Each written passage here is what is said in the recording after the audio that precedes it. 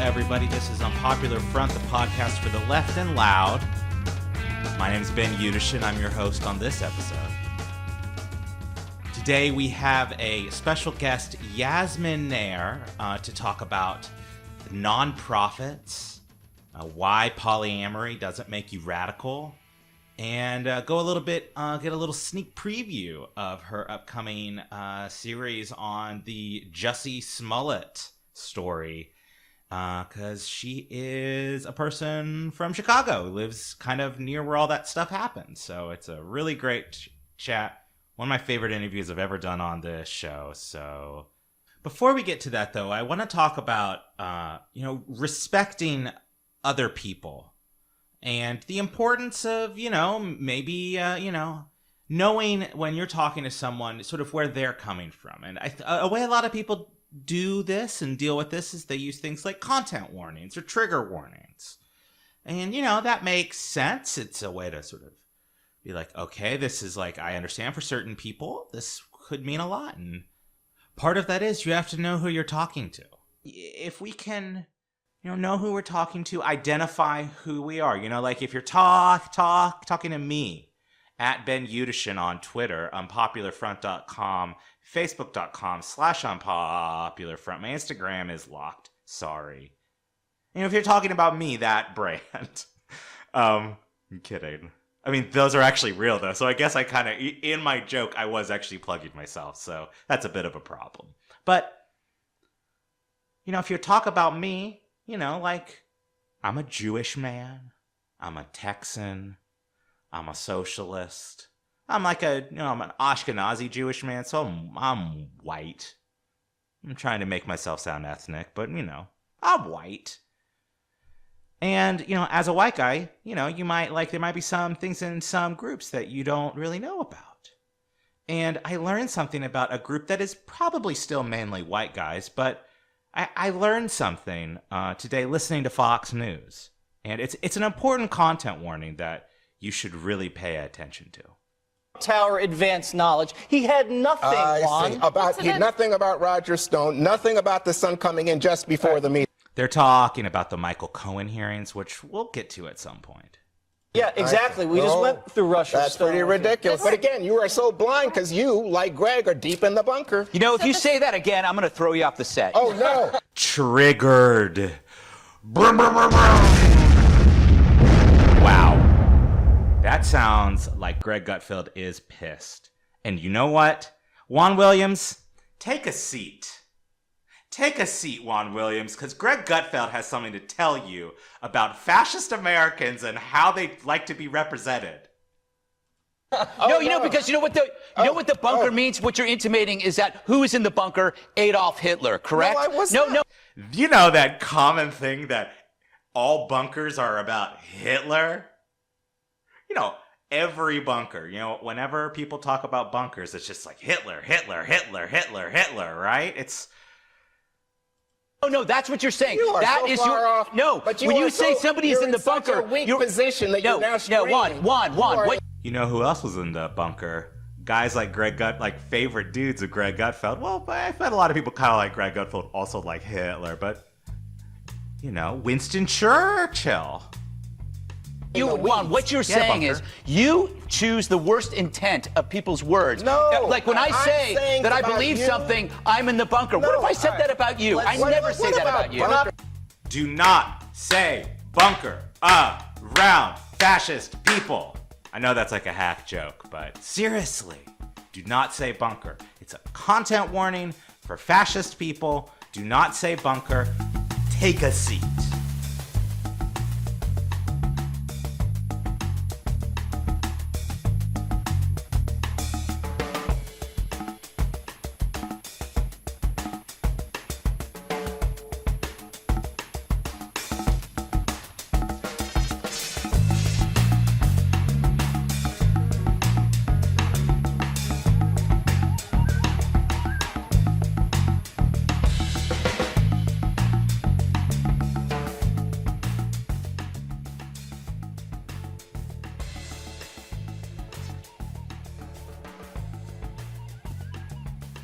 All right. Today, we have a special guest. It is Yasmin Nair, activist, writer. How else would you describe yourself? Oh, academic, activist, writer. I think that about covers it. Mostly, I think, I identify primarily as a writer, I guess. So it's all good. Yes, right. Public intellectual. I feel like the only people who ever actually use that term to describe themselves are probably not the smartest of the public. Right. Like, maybe I would say that, but it would just be like a joke because I have like a very small amount of Twitter followers. Like, that's the only time anyone should describe themselves that way. But you have written a lot about, sort of, I guess, like the intersection of like politics and sort of different social movements. And your most recent piece that you published in Current Affairs really, really got to me. It's called "Should I Stay or Should I Go? Why Gay Nonprofits Fail and Yet Survive." Because I live in like a nonprofit mecca of Seattle. Everything here is all different, like, oligarch runoff. And seeing sort of how you talk about how these different sort of the bourgeoisie of these different social groups kind of turns charity into a way to solidify their own social status. So I'm just curious, like, how does that happen? And have you had experience working in these groups? Right. So I've never worked in a nonprofit, but, as a queer person, as someone who has always been interested and has worked around issues around social justice, who is often, not often, but I am always immersed within extremely vulnerable communities, whether they be queer people, LGBTQ people across the board, whether they be immigrants of all sorts, women, people with disabilities, etc. As someone who resides in those communities, and lives in a city like Chicago, which perhaps not as much as Seattle, it seems, but certainly Chicago is also quite the mecca for nonprofits. As someone who resides in this particular, intersection, a lot of my activist life, a lot of my writing life, intellectual life, social life, certainly, right, revolves around these nonprofits in one way or the other. So most of the activism that most of us do, inevitably we have to ask nonprofits for money. That's just the way things are, I think, in queer radical circles in particular. So I've never worked in one of them, but I've worked around them. And also when I was more regularly a reporter for Windy City Times, which is the last remaining print gay paper in Chicago, I did a lot of reporting on their events. So, which is actually the only way I got to enter any of those really fancy galas that I write about in the essay was because I had to go there as a reporter. And that's when I discovered this entirely, this whole other world that I don't think any of us are aware of. Extremely fancy galas with a lot of money flowing around, literally as well. So yeah, I've never worked in them, but I'm keenly aware. I've reported on the Howard Brown healthcare center when it was going through a pretty dire period of financial mismanagement. It's no longer in that particular situation, but I spent about 3 or 4 years actually reporting on it. I was the one who broke the story. I continue to report on it, etc. So I'm very familiar with that world. How do these non-profits sort of use maybe the struggles of particular members of the community, like the sort of hot, it's weird to sort of speak about it this way, but sort of the hot topic in, like, it seems like, I'm not queer, but I live in a very sort of queer, broader community. So, whenever you would go to something like Pride or any sort of vaguely queer group, there would always be talk about, like homeless trans youth or homeless queer youth. And you write about in the piece about how that in that topic, that sort of focus of these groups is used, but then it also sort of comes into conflict with maybe the more sort of capitalist, not, radical perspective of a lot of the donors. Mm-hmm. Right. So because these organizations sometimes have very different histories. So if you look at, for instance, an organization like a nonprofit organization like Howard Brown Healthcare Center, Howard Brown has a long and actually somewhat distinguished history going back to about the 1970s, when there was no such thing as gay-focused, LGBT or LGBTQ-focused healthcare available at all. So, for instance, sometime in the mid-70s, there was a, I think it was a syphilis scare in the gay community at one time, and the only resource that gay men could access was Howard Brown's. They had this van that went around the neighborhoods providing healthcare. Right. So, and again, of course, as we all know by now, the AIDS crisis here is places like HBHC, Howard Brown, were the only place, right, sometimes that gay men and women could get any kind of health care. So there are those kinds of institutions and organizations and nonprofits that have that kind of history. And then you have organizations like Human Rights Campaign, which emerged in the 90s and really emerged not really to quote unquote serve the community, but to provide a kind of a social register, a way for gays and lesbians to establish themselves as part of the mainstream. And so a group like HRC comes along, Human Rights Campaign comes along, and immediately starts to think about issues like, it comes in the wake of the quote unquote end of the AIDS crisis and comes along, and it's founded by fairly wealthy gay men and women who decide that what we want is things like marriage, which will give us the same kinds of social standing that straight people have, that will allow us wealthy gays and lesbians to establish ourselves as part of the sort of, social register, as it were. So HRC, and then you have groups like the Task Force, which have slightly longer histories, but which also hop onto the same kind of HRC style bandwagon of really acceptability. And those groups are rather different because they sort of shift their ideology and their function depending on the winds of change. So once they get gay marriage, they look around. By sort of the early 2000s, by 2013 at least, right, we have the gay community has gotten everything that it wanted. It got gay marriage, it got hate crime legislation, it got gays in the military. And what you had with these, so Howard Brown is fun because it's still a healthcare center. Everybody always needs healthcare. But you get a group like HRC and the Task Force, and they look around and they're like, oh, shit. What do we do now to justify ourselves to these massive, oligarchical founders, or these funders, rather? Right. And they look around, and all these years, mind you, smaller groups like, Sylvia Rivera Project, Audre Lorde, Chicago Freedom School, Streetwise and Safe in New York, all these groups have actually been working on something like queer youth homelessness. They've been aware of the extent of the issue. They've been working on it quietly, often quite underfunded, desperately, often trying to get people to give money to this cause. HRC and GLT have come along and decide, aha! This is something. This is a sexy thing. This is a sexy cause. Straight people are crying. You have B. Arthur, right? B. Arthur leaves millions for homelessness, right? You get Cyndi Lauper jumping into it and using one of her songs as a sort of a cover song theme, as it were. So HRC now has become really interested in queer youth homelessness. So you get those kinds of groups that are really sort of manipulative.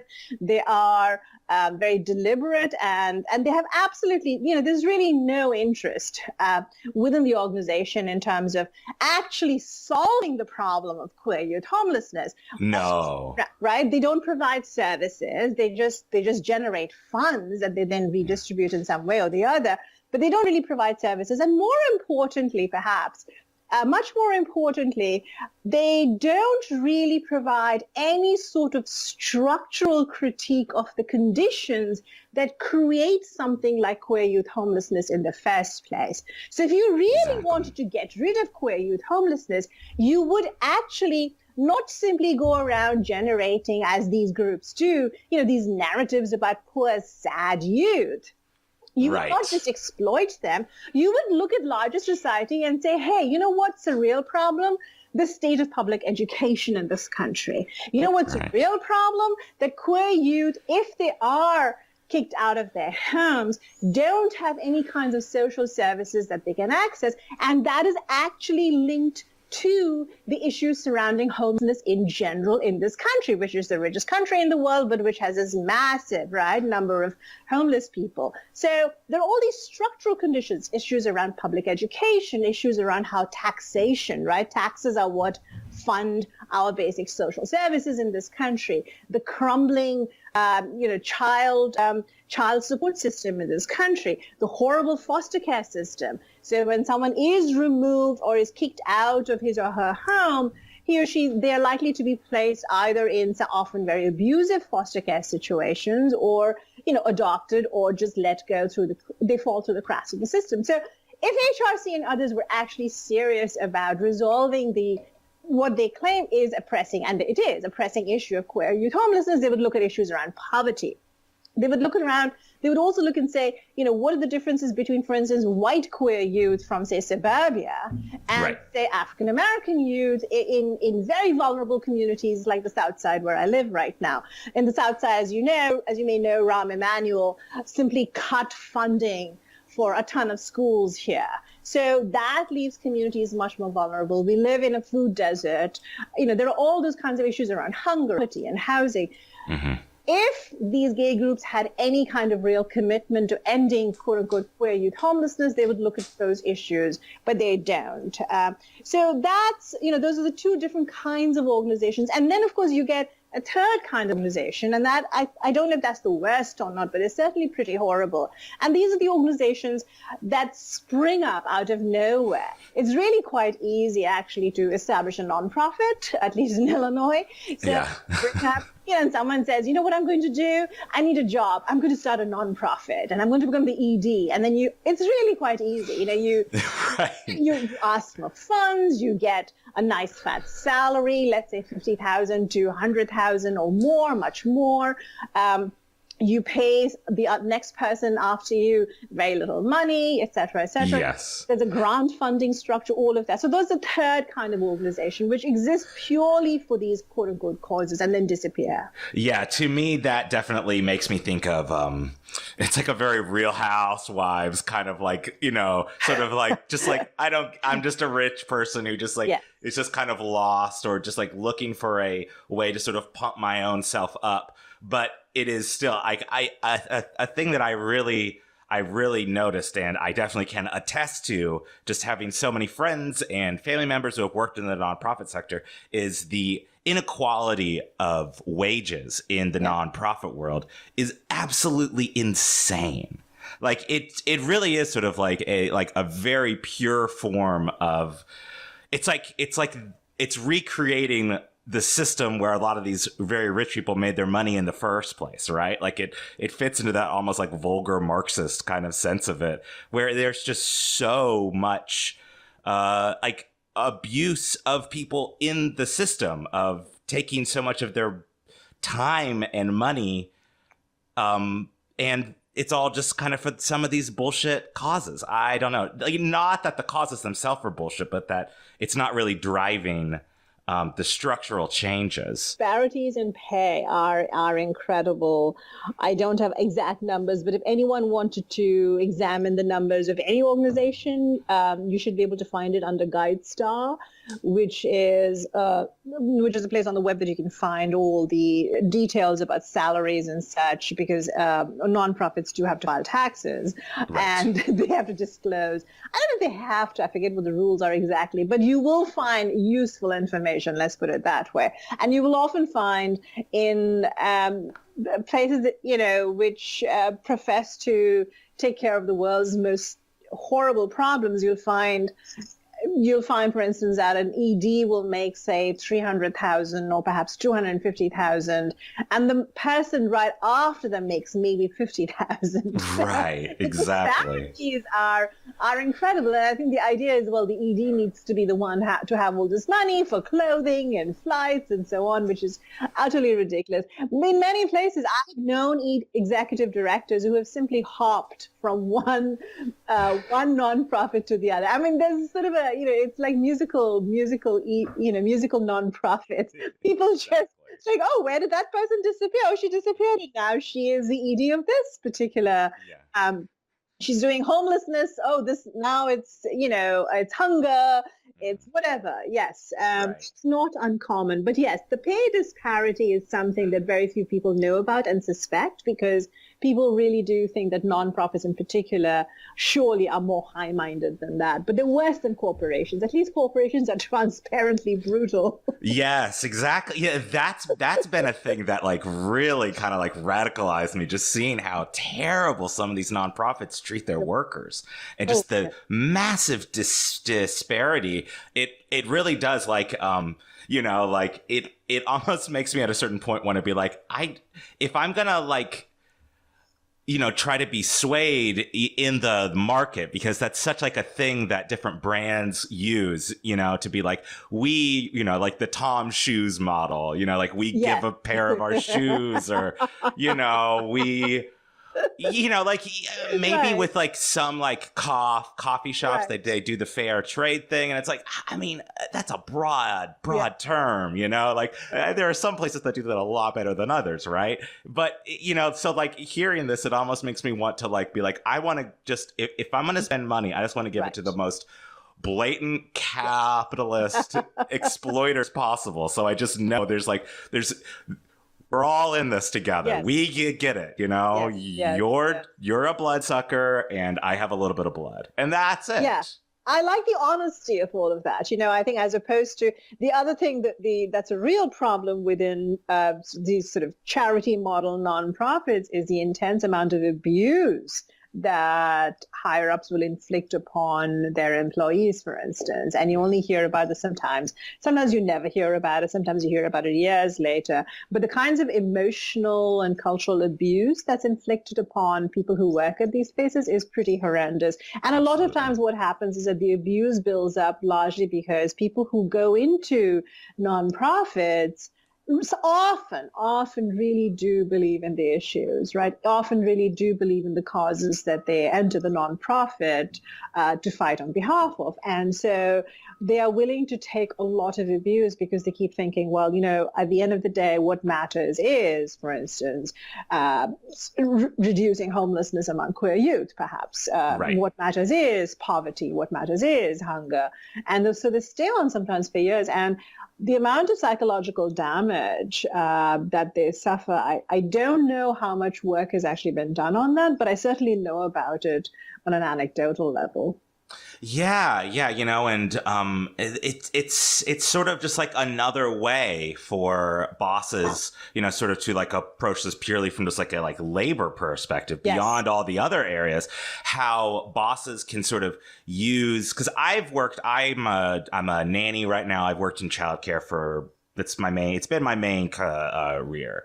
And I understand that. I mean, I guess that was a nonprofit when I worked in daycare centers, but there's this sense in so many of these kinds of positions, be it education, nonprofit work, social work, where you can kind of tell that management is using that sort of moral cudgel as like a passive aggressive way to get you to just sort of suck it up. Absolutely. Absolutely. And that in and of itself is a dangerous thing, not way beyond all these other issues, how sort of these groups can kind of allow the people who help cause a lot of the problems feel like they're actually the only ones who can solve it. Yes, exactly. It kind of reminded me of, I don't know, there were a few clips that were going around from the last Davos, where there were there was like a professor and a person who worked at UNICEF. They basically just like told a bunch of rich people off, which was very satisfying. It is ridiculous, isn't it? And then I've been watching, I'm afraid Greta, I think is her name, is her first name, the young Swedish schoolgirl. who's been going around to Davos and other places talking about climate change. You know, I'm like, why the fuck is anyone sending her to Davos? I mean, seriously, it's sort of like an S&M scene in the worst way. And I say that as someone who supports S&M, but I'm just sort of like, this is a ridiculously bizarre version where you fly in someone, right? You're flying in this, 13-year-old, however old she is, to sort of, well, okay, never mind. If we go further with this, we're going to be accused of all sorts of horrible child abuse narratives. Well, let's just say, but you basically, rich people are flying in people to tell them how bad they are, and then they go back and they keep doing the same goddamn thing over and over again every year. Davos just needs to be shut down. Period. Oh my gosh, 100%. Like I don't nationalize Davos, Switzerland. Like when they're all there, I don't know. Like I'm not a violent revolution type. I just don't got the energy. But they bring in a lot of private planes. You should keep those planes and maybe give those planes to countries that need it because of geographical. I don't know. Yeah, something. It's ridiculous. It's Brangelina, when Brangelina was still an item. It's Brangelina's private, resort or something. Another article that you wrote that is up on your personal site that I also found very interesting, kind of related to sort of, I would say, maybe some of the hetero people trying to kind of find a way to get a little bit of I'm a good ally thing, but also maybe trying to absorb some parts of queer culture for themselves. You wrote an article called "Polyamory is Gay Marriage for Straight People," and I had to say, this was the first article of yours that I read, and I was like, "This is speaking my language." I have to, and it's not that because there's nothing inherently wrong with polyamory, and in many ways, there's a lot of things very right about it. But you talk about how straight people maybe are sort of I would say colonize be the wrong word, or sort of are trying to kind of maybe take some aspects from from queer culture and sort of just nature of relationships and try to sort of turn polyamory into some radical revolutionary act. Mm-hmm, mm-hmm. Yeah. Right. Thank you. Yes, I enjoyed writing that piece. It is strange and interesting, the history of polyamory, because as you point out, yes, this was how queers have lived for a long time. I'm not sure. And then straight people came along and doused it with incense and all these ghastly oils. And then they gave a shag carpeting, in the 70s. Yes. And they turned it into something else altogether. And what is interesting, however, and I only realized this after the essay was published, is that a lot of queer people have also absorbed this idea that it seems like a lot of sort of queer millennial-ish people and younger have actually absorbed this idea that polyamory is somehow revolutionary and radical. And I say this because a lot of people who objected to my essay turned out to be queer people.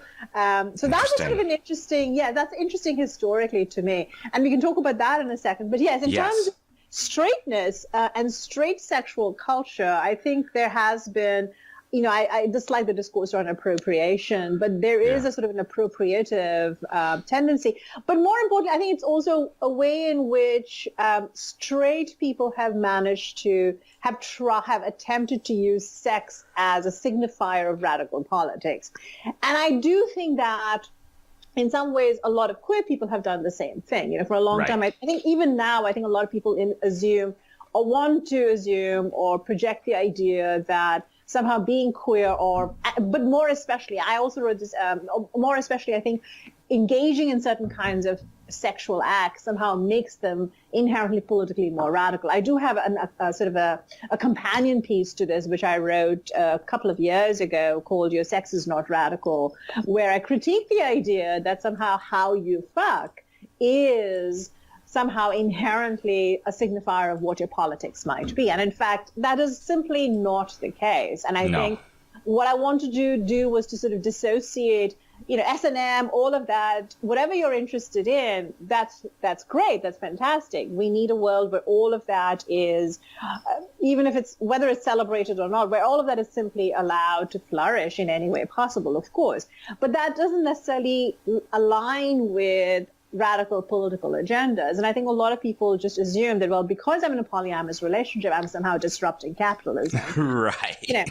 And as I point out, for instance, there was this viral essay that went around from Quartz, which I address in the piece that I wrote. And this essay went on about how, it actually said that polyamory was basically smashing capitalism because it allowed people to live collectively in really expensive places in Brooklyn. And I thought, nothing. You're cramming 6 people into a 3-bedroom apartment in Brooklyn. You're not really actually taking care of this rather systemic issue, which is why the hell is Brooklyn so expensive? Exactly. Yes, exactly. So I wanted to say I've written 2 pieces so far now that sort of critique that idea, and it's been interesting to see the responses to that. Yeah, I do see that, and it kind of reminds me of a thing I've talked a lot about on the show. There was this article that came out at like the very end of 2018 that everyone was making fun of about this like literary genre that people have sort of created called hope punk. That came out on, I think it was sort of like a Tumblr fan fiction culture kind of thing. And, whatever. I'm a big like music dork, so I love little sub genres. So no hate there. But a lot of it seemed to be rooted around basically turning the shows that I watch or the books that I read are an act of resistance, And to me, this just kind of sounds like that, but for sex. Like a thing that we're gonna do already because we're humans in in this country, in this culture in 2019. So, it's like trying to then turn that into something beyond itself versus it's like it's an excuse for inaction on those structural issues, right? Absolutely. The only way to smash capitalism is to address the structures that uphold it. So the only way to really destroy, for instance, a usurious housing market, which is what Brooklyn is, right, and many parts of Chicago increasingly, is to start agitating and do activism around housing issues. Exactly. One of those, for instance, one really important piece of activism, which is unfortunately not taking off as much as it should in this country for very obvious reasons, is one obvious piece of activism would be to start dismantling the idea that somehow home ownership is the only way to go. I'm always baffled by that, right? So instead of saying that housing is a right and therefore consequently, for instance, rentals, we should have rent control and so on, we're constantly agitating for ways for more people to own houses. Nobody owns their bloody house. It's only the banks that own houses. So we have to get rid of that system. Right. That's much more difficult. So that's one thing is, if you're going to destroy capitalism, fucking is fabulous. Fuck while you destroy capitalism. I'm all for it. Enjoy sex. I'm all for that. Yeah. But fuck's sake, what exactly is the structure that you're attacking? You really need to take stock of that. The second thing I want to talk about, you just mentioned that there were kinds of music that you're no longer supposed to simply enjoy, but that somehow must mean something. And this is such a problem with the left. The left especially. We always criticize the right. And as someone who practically grew up in Indiana, I understand the right. I grew up in Texas. I get it. There you go. We understand that, yes, the right doesn't like pleasure. But the left has a worse problem with pleasure in that the left actually is so scared of taking pleasure. Exactly. And is so scared to watch anything or to read something or to consume a bottle of wine or to enjoy some, really stinky cheese. For me, for instance, life is all about 3 things that must always be around one. Really good stinky cheese, really good hand cream, the sort that actually absorbs into your skin, right, and really good sushi, right? So those are the sort of 3 requirements for a good life. But I think on the left, we've given up on this we have this really strange, conflicted idea about pleasure. And when we don't allow ourselves, for instance, I read Agatha Christie. I mean, that is often my bedtime reading. I take pleasure in Agatha Christie. Agatha Christie, a lot of her novels are deeply racist. Oh, yeah. I mean, troubling. But you know what? She writes a good plot. I do not become an imperialist by reading. I don't become a racist, bigoted, horrible imperialist by reading Agatha Christie. And to be fair to her, her politics are actually a lot more complicated in many ways. She had this period in the 70s where she completely went off the rails. But it happens. It happens, but it's really bizarre. But but the point is, I always tell people I only read dead white men. I barely read any contemporary literature. Yeah. That doesn't turn me into an imperialist. But I think the left in particular has problems with pleasure. And then when it does take pleasure, as in, for instance, sex, it doesn't quite know what to do. So I think that is why the left in particular is so over-invested in this idea of polyamory as somehow profoundly anti-capitalist, because it can't figure out, well, I'm enjoying sex. I'm fucking a lot of people. That's probably really bad. I shouldn't be having so much fun. Right. So let me now justify it as anti-capitalist. And my attitude is, you know what? Just fuck. Fuck. Like, why can't you just fuck and then go to a meeting after you fuck? Right. Maybe don't try to meet people to fuck at the meeting. That can cause a lot of problems, but you know what I mean? Like, you're so right though. It is kind of like the left, especially the more radical, the further left, does really like to it's a trend online, especially sort of in, I don't know, they call it left book, whatever that means. Yes. I'm technically a part of it, apparently. I believe I am too, technically. I just friended enough people from Facebook groups that now, I don't know. It's a strange thing. But, that people will love to take pop culture figures, and they'll make memes. There's the whole gritty thing, and it does kind of make me think why not just, just like what you like, and also enjoy just, yourself. I always, for so long, I always felt so guilty about playing video games, but then it's that's fine. Especially if I'm not, I'm enjoying myself. I'm recharging. I'm, it's self-care, but not in that annoying bad way, You're talking to someone who, as you may or may not know, has a real thing for Jason Momoa. I have seen that. I get it. I mean, I never thought I would actually be enamored of someone like him, but there you go. I take pleasure in Jason Momoa, which is to say I take pleasure in looking at him. I understand. And I've actually written about him because I actually do think Momoa has some interest, has sort of generated an interesting discourse around friendship, which I found very, very useful and charming and lovely. Charming sounds so Agatha Christie, but yes, and I find that when I start talking about, when I'm in certain kinds of left circles and I start talking about, my pleasure that I take in these sorts of things, I often have people sort of looking at me with these odd expressions, as if I'm somehow betraying or that I'm not left enough.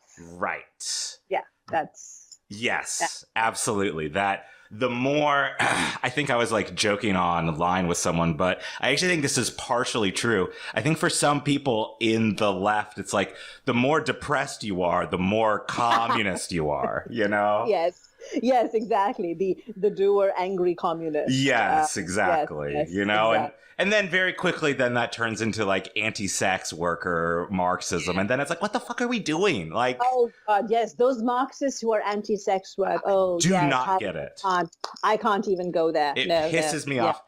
Before we go, I think you had mentioned on Twitter that you were working on a piece about Jussie Smollet. Yes, and I am. Yeah, and I'm curious. I may not reveal very much, but I would love to talk about it. You do not have to reveal a thing. Okay. Honestly, the main thing I wanted to ask you was, I saw you had posted on Twitter about how the neighborhood where all this happened Yes. was like the most preposterous place it could happen, right?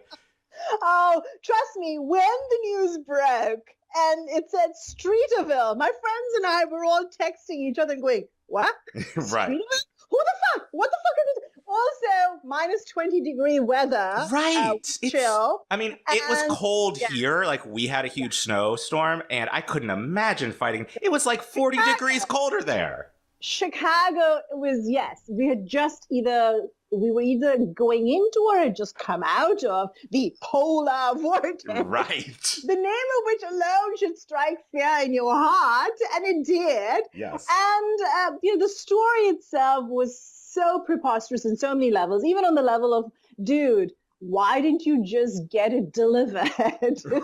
I mean, I know that it would have cost you $35 to get a $7 sandwich, but you're Jussie Smollet. You can Right. afford it. Right. Like, you don't have to go out of your apartment. Because I think his story was that he came back home and there was no food in the fridge. Now, look, when I come back home and there's no food in the fridge, I kind of get desperate and I start to put things together, Right, exactly. Where's my Bisquick? Do I have any dry Yeah, I'm going to have ketchup on a piece of toast. Right, because I can't afford to have Grubhub deliver.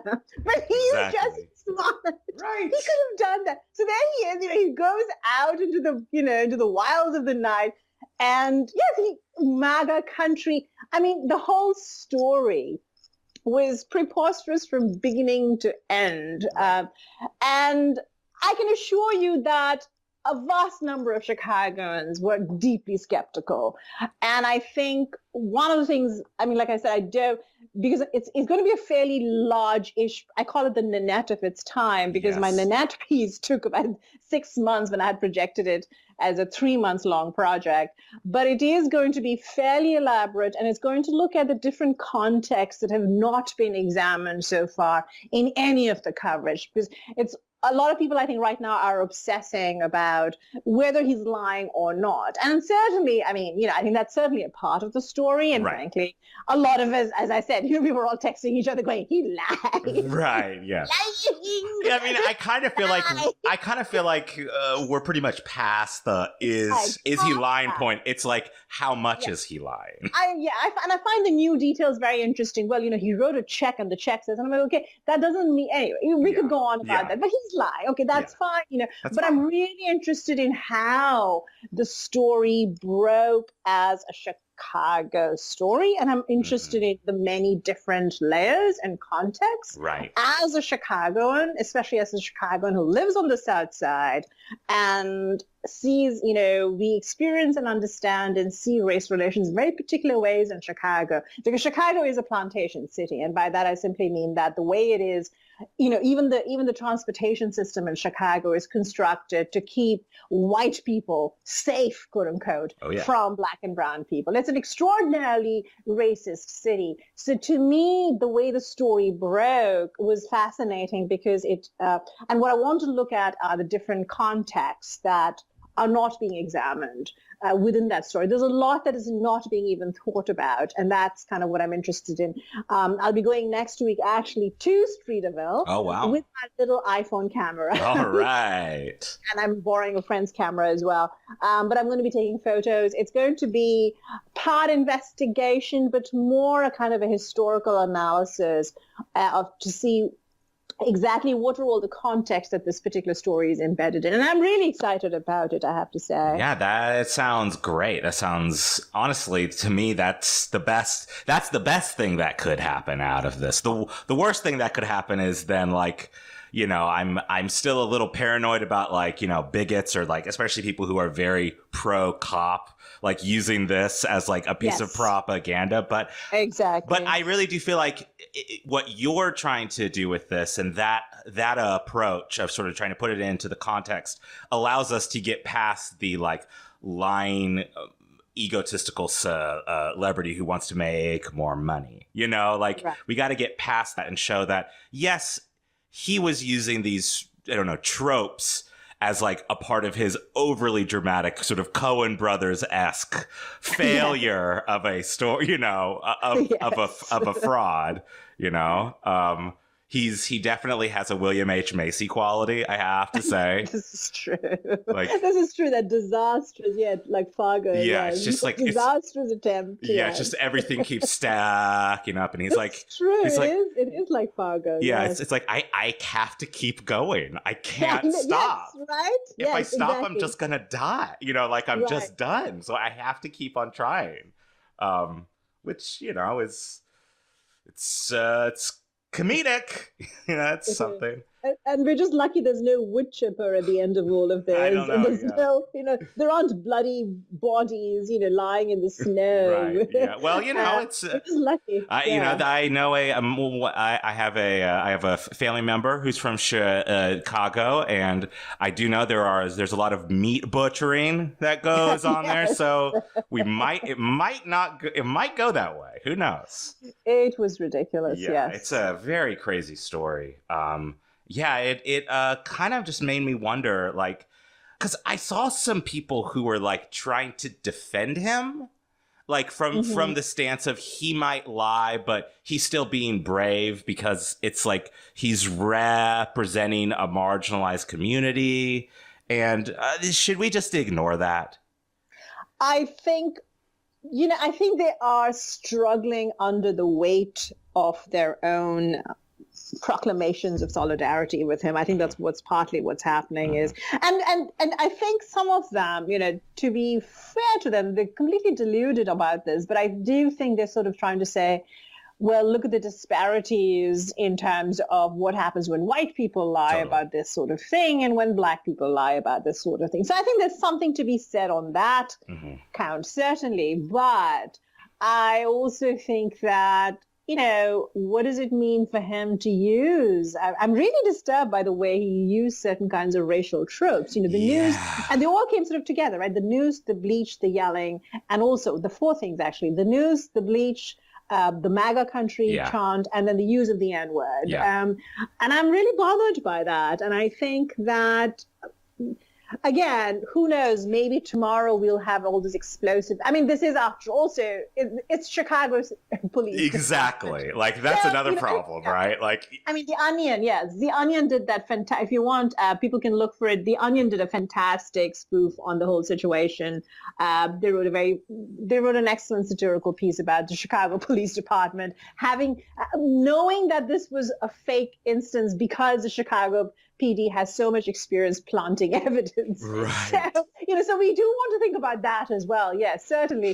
But, That's funny. But it's a hilarious piece, actually, really worth reading. But yes, I mean, I think that, I think a lot of people are also just trying to figure out how to continue. Again, it is a little bit like the William H. Macy character. I've gone this far. I have to continue this. And I'm sorry, but the fact that he is a black gay man doesn't in any way give me any sense of solidarity as a queer person of color, as a person who lives in Chicago and understands all these racial issues. I don't feel any solidarity with him, and I feel absolutely no sympathy with him. And I'm also not going to go down the route of saying perhaps he's disturbed and perhaps he needs help, because I'm really angry about the tropes that he used. Frankly. Yeah. I'm pissed off about those. Yeah, I know. That was part of the reason why I think a lot of people were a little more skeptical of the story, because of so many tropes. It seems cinematic. It feels almost propagandistic in a way. It's too many things. Yeah, right. I know. Yeah, it was very disturbing, and I'm really mad at him too, actually. I don't know. It's just, it's very sad. It's very sad to me. It is. But, I have to say, what is not sad is a great conversation with Yasmin Nair. Thank you so much for coming on. This has been fantastic. It's been a pleasure, Ben. Thank you so much for having me on the show. Thank you so much to Yasmin Nair for coming on Unpopular Front. Really great conversation. I appreciate all of you listeners who are listening, and, share it with a friend. You can find more episodes and articles at unpopularfront.com. Follow me on Twitter at BENUDASHEN. You can subscribe to the show on all your podcasting platforms, and we're on YouTube. So look us up on YouTube at Unpopular Front. I'm gonna, some people, that's how they do their, especially political media stuff. So hey, I'll put it up there. Lots of still images of the podcast logo currently, but who knows? Maybe I'll finally figure out a little camera search. With that,